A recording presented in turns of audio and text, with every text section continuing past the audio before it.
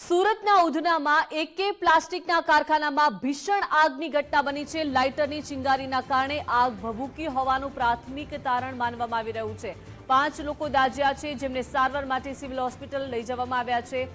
આગ એટલી ભીષણ હતી કે 2 કિલોમીટર દૂર સુધી ધુમાડા દેખાતા હતા। કોલ મળતા જ તાત્કાલિક 5 ફાયર સ્ટેશનની 8 ગાડીઓ ઘટના સ્થળે પહોંચી ફાયરના જવાનો દ્વારા પાણીનો મારો ચલાવી આગ પર કાબુ મેળવાયો। ફાયર અને 108 દ્વારા લોકોને રેસ્ક્યુ કરવામાં આવ્યું છે અને રેસ્ક્યુ કરીને હોસ્પિટલ લોકોને લઈ જવામાં આવ્યા છે। હાલ કારખાનામાં લાગેલી આગ કાબુમાં છે અને કુલિંગની કામગીરી ચાલુ છે।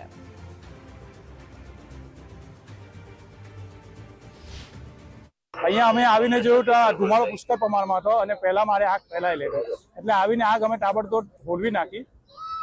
કેટલા લોકો આમાં દાઝ્યા હતા? પાર્ટીના જણાવ્યા અનુસાર 3-4 માણસો દાઝ્યા છે એવું કહેવાનું છે એમનું, એટલે અમે પ્રાઇવેટ વાહનમાં પ્રાઇવેટ હોસ્પિટલમાં એમને શિફ્ટ કરી દીધા। આગ લાગવાનું કારણ તો હાલ જાણવા મળ્યું નથી। હાલ હમણાં કોઈ રેસ્ક્યુ કરાયું છે? ના, અત્યારે તો કશું છે નથી। એમાં આગ પર હોલવી નાખી છે અને ટોટલ કુલ ડાઉન કરી નાખી છે। 3 ગેટની ગાડીઓ થઈને 6 થી 7 જેવી ગાડીઓ હતી। काम शुरू करते लगभग 5-7 मिनट के बाद में वो आने शॉर्ट सर्किट की वजह से आग लग गई। और हमारा कारोबार जो है ना प्लास्टिक स्क्रैप का है।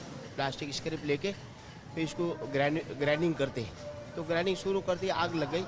और आग लगने के बाद में आग थोड़ी सी बढ़ी गई, तुरंत किसी सज्जन आदमी ने फायर ब्रिगेड को फ़ोन करके फायर ब्रिगेड वालों को बुला लिया। और फायर ब्रिगेड वालों ने हकीकत में अपनी जान पे खेल कर लगभग आधे घंटे का आसपास में पूरी आग को काबू कर लिया।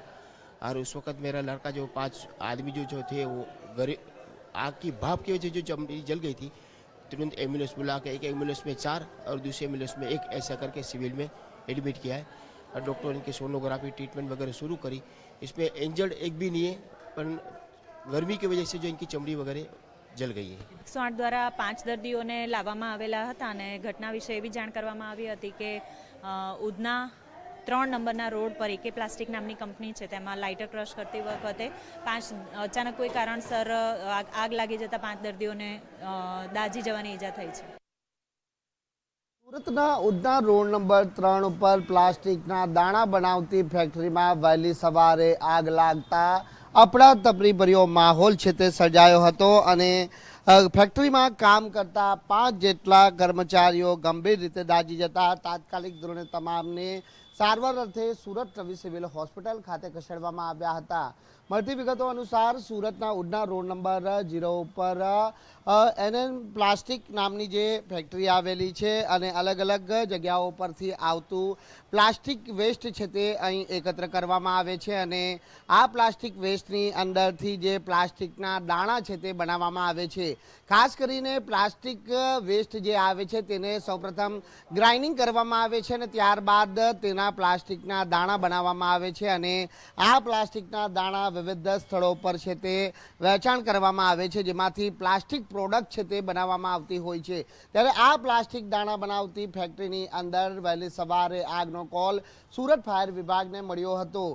કોલ મળતાની સાથે ફાયર વિભાગનો કાફલો ઘટના સ્થળે પહોંચ્યો હતો, પરંતુ આગ એટલી હદે વિકરાળ હતી કે 2 કિલોમીટર સુધી આગના જે ધુમાડાના ગોટે ગોટા છે તે જોવા મળ્યા હતા અને તેના કારણે આજુબાજુમાં આવેલા જે ઇન્ડસ્ટ્રીયલ વિસ્તારના ખાતાના સંચાલકોમાં પણ ભયનો માહોલ છે તે ઊભો થયો હતો।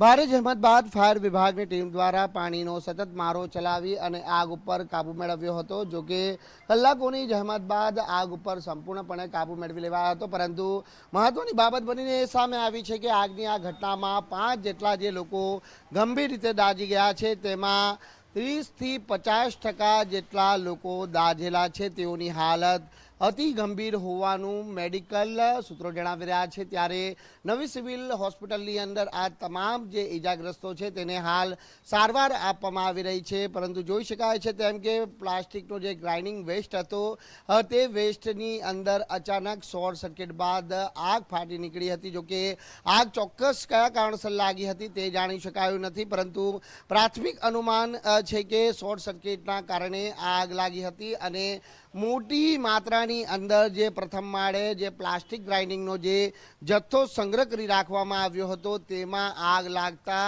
આગે વિકરાળ સ્વરૂપ ધારણ કર્યું હતું। ત્યારે હાલ તો આ સમગ્ર ઘટનાને લઈને ઉધના પોલીસ દ્વારા હાલ આગળની તપાસ હાથ ધરવામાં આવી છે. બીજી તરફ તપાસનો વિષય એ પણ બની રહે છે કે શું આ પ્લાસ્ટિક વેસ્ટમાંથી પ્લાસ્ટિકના દાણા બનાવતી ફેક્ટરીને કોઈ મંજૂરી હતી કે કેમ, કારણ કે રોડ ઉપર જ ગેરકાયદેસર રીતે દબાણો પણ છે તે કરવામાં આવ્યા છે. એટલે સુરત મહાનગરપાલિકાનું તંત્ર પણ ઘોર નિદ્રામાં પોડી રહ્યું છે અને તેના કારણે પણ આ પ્રકારની જે ખુલ્લેઆમ ધમધમતી ફેક્ટરીઓ લોકો માટે જીવતા બોમ્બ સમાન સાબિત થાય તો નવાઈ નહીં.